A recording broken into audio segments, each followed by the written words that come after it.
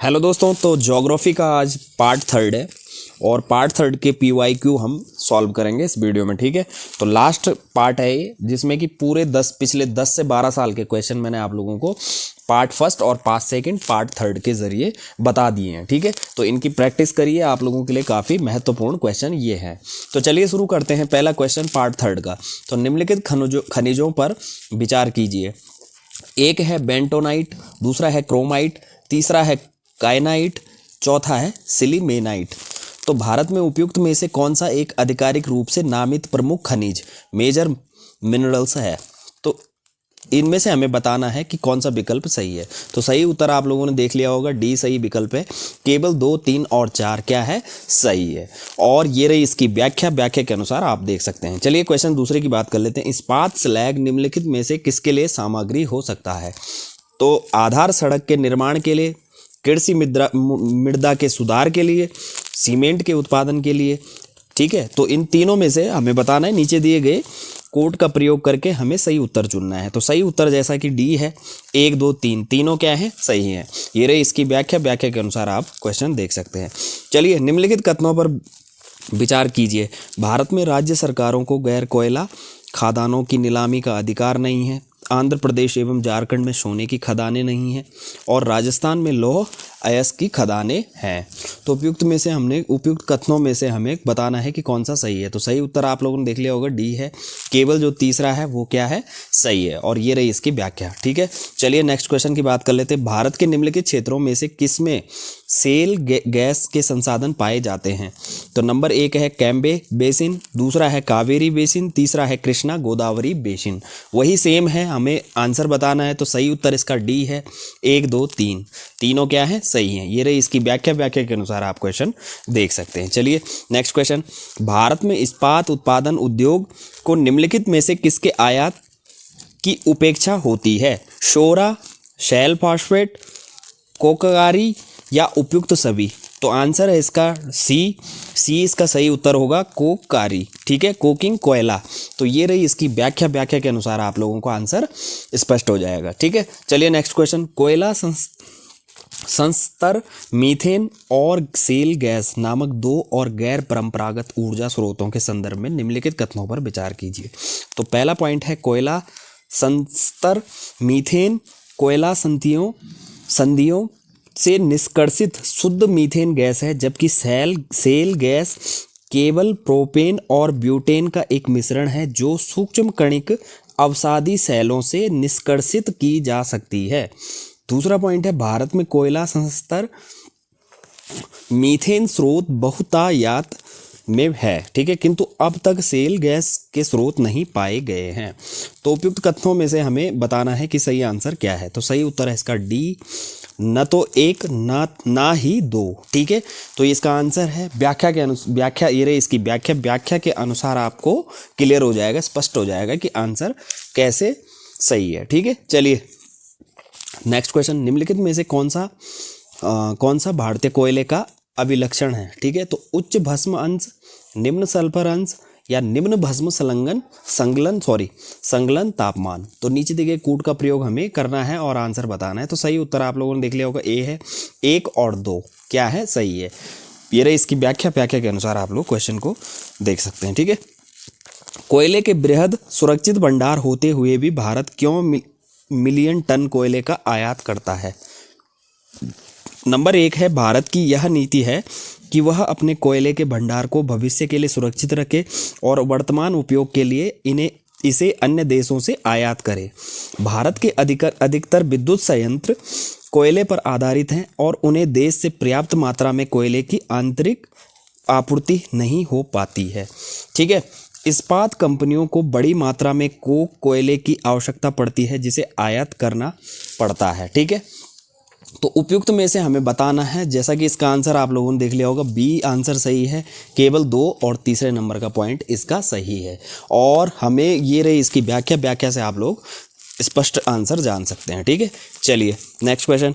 निम्नलिखित में से कौन सा एक समुद्र स्तर में पुनरावर्ती गिरावट का सर्वोत्तम उदाहरण है, जिससे वर्तमान समय की सुविस्तृत कच्छ भूमि उत्पन्न हुई है? तो एक है भीतरकनिका गरान, ठीक है, मैंग्रोव, बी है मरकन्नम लवण बेसिन, ठीक है, सी है नौपाड़ा अनूप और डी है कच्छ का रण। तो सही उत्तर इसका है डी कच्छ का रण, ठीक है। ये व्याख्या है, व्याख्या के अनुसार आप स्पष्ट कर सकते हैं आंसर, ठीक है। नेक्स्ट क्वेश्चन की बात कर लेते हैं। निम्नलिखित युग्मों पर विचार कीजिए। तो एक तरफ है जलाशय, दूसरी तरफ है राज्य। तो पहला है घाट प्रभा तेलंगाना, गांधी सागर मध्य प्रदेश, इंदिरा सागर आंध्र प्रदेश और मेथोन छत्तीसगढ़। तो इन युग्मों को हमें क्या करना है, सुमेलित करना है। तो लिखा हुआ है उपयुक्त में से कितने युग्म सही सुमेलित नहीं है, ठीक है। तो सही उत्तर है इसका सी, जैसा कि आप लोगों ने देख लिया होगा, केवल 3 युग्म, ठीक है। और व्याख्या के अनुसार आप लोगों को नीचे पता लग जाएगा कि कौन सा सुमेलित नहीं है और कौन से सही है, ठीक है। सही युग्म नीचे दिए हुए हैं। चलिए नेक्स्ट क्वेश्चन की बात कर लेते हैं। पृथ्वी ग्रह पर जल के संदर्भ में निम्नलिखित कथनों पर विचार कीजिए। तो नदियों और झीलों में जल की मात्रा भूजल की मात्रा से अधिक है। ध्रुवीय हिमनद और ध्रुवीय हिमछद और हिमनदों में जल की मात्रा भूजल की मात्रा से अधिक है। उपयुक्त कथनों में से हमें बताना है। सही उत्तर आप लोगों ने देख लिया होगा, बी आंसर सही है। और ये रही इसकी व्याख्या, व्याख्या के अनुसार आप लोग आंसर स्पष्ट हो जाएगा आप लोगों को, ठीक है। चलिए नेक्स्ट क्वेश्चन की बात कर लेते हैं। अलियार, ईशापुर और कंसाबती जैसे ज्ञात स्थानों में क्या समानता है, ठीक है। तो इन स्थानों में क्या समानता है। तो ए है हाल ही में खोजे गए यूरेनियम निक्षेप, बी है उष्ण कटिबंधीय वर्षावन, सी है भूमिगत गुफा तंत्र और डी है जल भंडार। तो सही उत्तर क्या है इसका, डी जल भंडार, ठीक है। तो ये है इसकी व्याख्या, व्याख्या में आप पढ़ सकते हैं और आपको आंसर अच्छे से स्पष्ट हो जाएगा, ठीक है। चलिए नेक्स्ट क्वेश्चन की बात कर लेते हैं। निम्नलिखित में से कौन सा द्रव्स या ड्रिप सिंचाई पद्धति के प्रयोग का लाभ है, ठीक है। तो खरपतवार में कमी, मृदा लवणता में कमी, मृदा अपरदन में कमी। तो नीचे दिए गए कूट का हमने प्रयोग करना है और आंसर हमें सही बताना है। तो सही आंसर आप लोगों को जैसा कि पता हो गया होगा, सही उत्तर है सी, केवल 1 और 3 नंबर का जो पॉइंट है वो सही है। और ये रही इसकी व्याख्या, व्याख्या के अनुसार आप लोगों को अच्छे से आंसर पता चल जाएगा, ठीक है। चलिए नेक्स्ट क्वेश्चन की बात कर लेते हैं। निम्नलिखित कथनों पर विचार कीजिए। त्वरित सिंचाई लाभ कार्यक्रम 1996 एंड 1997 में गरीब किसानों को ऋण सहायता उपलब्ध कराने के लिए आरंभ किया गया था। कमांड क्षेत्र विकास कार्यक्रम, ठीक है, 1974 एंड फिर 75 में जल उपयोग दक्षता के विकास के लिए शुरू किया गया था।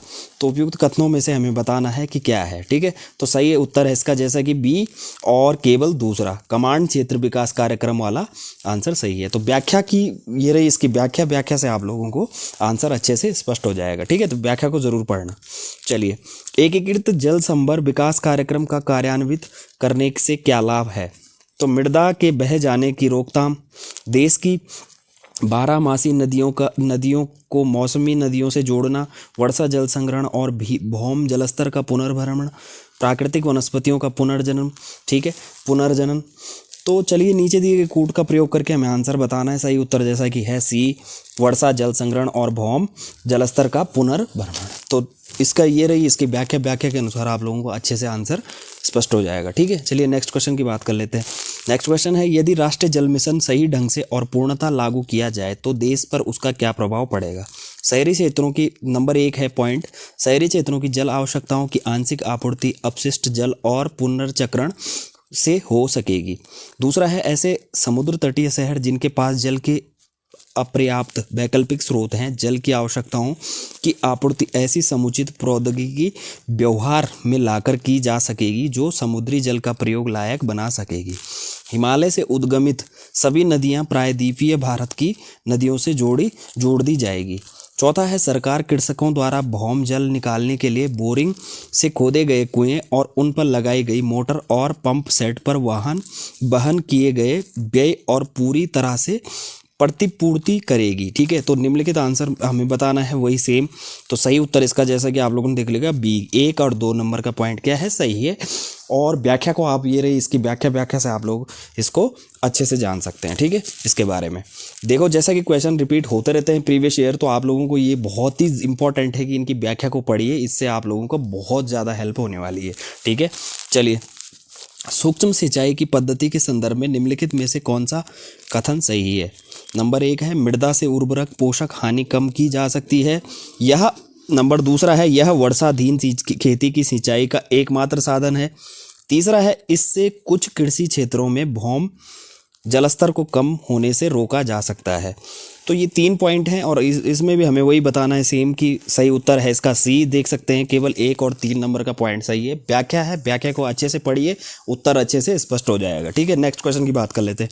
भारत के संदर्भ में हल्वी हो और कुई पद किससे संबंधित है? तो पश्चिमोत्तर भारत का नृत्य रूप, वाद्य यंत्र, प्रागैतिहासिक गुफा चित्रकला, जनजातीय भाषा। तो सही उत्तर जैसा कि डी है, जनजातीय भाषा। ये है व्याख्या, व्याख्या के अनुसार आप लोग इसका आंसर स्पष्ट हो जाएगा आप लोगों को। चलिए नेक्स्ट क्वेश्चन। भारत में चांगपा समुदाय के संदर्भ में निम्नलिखित कथनों पर विचार कीजिए। तो वे मुख्यतः उत्तराखंड राज्य में रहते हैं, वे अच्छे किस्म का ऊन देने वाले पश्मीना बकरियों को पालते हैं, उन्हें अनुसूचित जनजातियों की श्रेणी में रखा जाता है। तो उपयुक्त कथनों में से हमें बताना है। सही उत्तर है बी, वे अच्छे किस्म का ऊन देने वाले पश्मीना बकरियों को पालते हैं। ठीक है, तो ये रही इसकी व्याख्या। व्याख्या के अनुसार आप लोगों को पता चल जाएगा कहाँ से हैं, क्या हैं, वो सब जानकारी आपको व्याख्या से मिल जाएगी। चलिए नेक्स्ट क्वेश्चन की बात कर लेते हैं। प्रत्येक वर्ष कतिपय विशिष्ट समुदाय जनजाति पारिस्थितिकी रूप से महत्वपूर्ण मांस भर चलने वाले अभियान त्योहार के दौरान फलदार वृक्षों के पौध का रोपण करते हैं। निम्नलिखित में से कौन से ऐसे समुदाय जनजातियां हैं? ठीक है, तो भोटिया और लेप्चा, गोंड और कोरकू, इरूला और तोड़ा, सहरिया और अगारिया। ठीक है, तो ये सही उत्तर है इसका बी, गोंड और कोरकू। ठीक है, और ये इसकी व्याख्या है। व्याख्या में आपको अच्छे से इसका आंसर स्पष्ट हो जाएगा। ठीक है, चलिए नेक्स्ट क्वेश्चन की बात कर लेते हैं। निम्नलिखित युग्मों पर विचार कीजिए। एक तरफ जनजाति है, दूसरी तरफ राज्य हैं। तो ये रहे लिम्बू सिक्किम, कार्बी हिमाचल प्रदेश, डोगरिया कोंद ओडिशा, बोंडा तमिलनाडु। उपयुक्त उपयों में से कौन से सही सुमेलित है ये बताना है हमें। तो सही उत्तर है इसका ए, केवल 1 और 3। ठीक है, बाकी ये व्याख्या है, व्याख्या के अनुसार आपको आंसर मिल जाएगा। चलिए नेक्स्ट क्वेश्चन की बात कर लेते हैं। निम्नलिखित युग्मों पर विचार कीजिए। तो एक तरफ पतन पोर्ट है जिस रूप में सुविख्यात है, दूसरी तरफ है जिस रूप में सुविख्यात है। तो कामराजर पोर्ट भारत में एक कंपनी के रूप में पंजीकृत सबसे पहला प्रमुख पतन है। मुद्रा पोर्ट भारत के निजी स्वामित्व वाला सबसे बड़ा पतन है। विशाखापट्टनम पोर्ट, ठीक है, भारत का सबसे बड़ा आदान पतन, ठीक है, कंटेनर पोर्ट जिसको बोला जाता है। उपयुक्त में से कितने युग्म सही से सुमेलित है? तो सही उत्तर है इसका बी, मुद्रा पोर्ट। ठीक है, नहीं सॉरी, सही उत्तर है इसका बी, केवल 2 युग्म। ठीक है, तो 2 युग्म इसके सही हैं। व्याख्या है, व्याख्या को अच्छे से पढ़िए, यहाँ से आंसर आपको अच्छे से स्पष्ट हो जाएगा। ठीक है, चलिए नेक्स्ट क्वेश्चन की बात कर लेते हैं। भारत की कनेक्टिविटी परियोजनाओं के संदर्भ में निम्नलिखित कथनों पर विचार कीजिए। स्वर्णिम चतुर्भुज परियोजना के अधीन पूर्व पश्चिम गलियारा कॉरिडोर डिब्रूगढ़ और सूरत को जोड़ता है। त्रिपक्षीय राजमार्ग मणिपुर में मोरेह को म्यांमार से होते हुए थाईलैंड में चियांग माई से जोड़ता है। बांग्लादेश, चीन, भारत, म्यांमार आर्थिक गलियारा कॉरिडोर उत्तर प्रदेश में वाराणसी को चीन के कुनमिंग से जोड़ता है। तो उपयुक्त कथन में से सही है वही बताना है हमें। तो आंसर है डी, ठीक है, बांग्लादेश, चीन, म्यांमार आर्थिक गलियारा ये कॉरिडोर उत्तर प्रदेश में वाराणसी को चीन के कुनमिंग से जोड़ता है। तो सही है इसकी व्याख्या, व्याख्या के अनुसार आप लोग आंसर देख सकते हैं। चलिए नेक्स्ट क्वेश्चन की बात कर लेते हैं। यदि आप कोहिमा से कोट्टयम की यात्रा सड़क मार्ग से करते हैं तो आपको मूल स्थान और गंतव्य स्थान को मिलाकर भारत के अंदर कम से कम कितने राज्यों में से होकर गुजरना होगा? तो 6 या 7, 8, 9। सही उत्तर है बी, 7। ठीक है, ये रही इसकी व्याख्या, व्याख्या में आप देख सकते हैं। चलिए नेक्स्ट क्वेश्चन की बात कर लेते हैं। हाल ही में निम्नलिखित राज्यों में से किसने एक लंबे नौ संचालन चैनल द्वारा समुद्र में से जोड़े जाने के लिए एक कृत्रिम अंतर्देशीय बंदरगाह के निर्माण की संभावना का पता लगाया है? तो आंध्र प्रदेश, छत्तीसगढ़, कर्नाटक, राजस्थान। तो सही उत्तर है इसका डी, राजस्थान। ठीक है, तो ये रही इसकी व्याख्या, व्याख्या के अनुसार आप लोगों का आंसर मिल जाएगा। चलिए निम्नलिखित युग्मों पर विचार कीजिए। नेक्स्ट क्वेश्चन है निम्नलिखित युग्मों पर विचार कीजिए। एक तरफ है राष्ट्रीय राजमार्ग, दूसरी तरफ है इससे जुड़े शहर। तो NH4 चेन्नई और हैदराबाद, NH6 मुंबई और कोलकाता, NH15 अहमदाबाद और जोधपुर। तो उपयुक्त हमें बताना है कि कौन सा सही सुमेलित है। तो सही उत्तर है इसका डी, कोई नहीं। ठीक है, गलत है तीनों।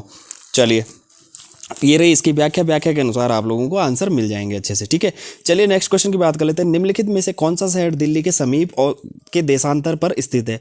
बेंगलुरु, हैदराबाद, नागपुर, पुणे। तो सही उत्तर है इसका ए बेंगलुरु। ठीक है, ये रही इसकी व्याख्या। व्याख्या के अनुसार आप लोगों का आंसर सही से मिल जाएगा। चलिए नेक्स्ट क्वेश्चन की बात कर लेते हैं। भारत में एक ऐसा स्थान है जहां यदि आप समुद्र किनारे खड़े होकर समुद्र का अवलोकन करें तो आप पाएंगे कि दिन में 2 बार समुद्री जल तटीय रेखा के कुछ किलोमीटर पीछे की ओर चला जाता है और फिर तट पर वापस आता है।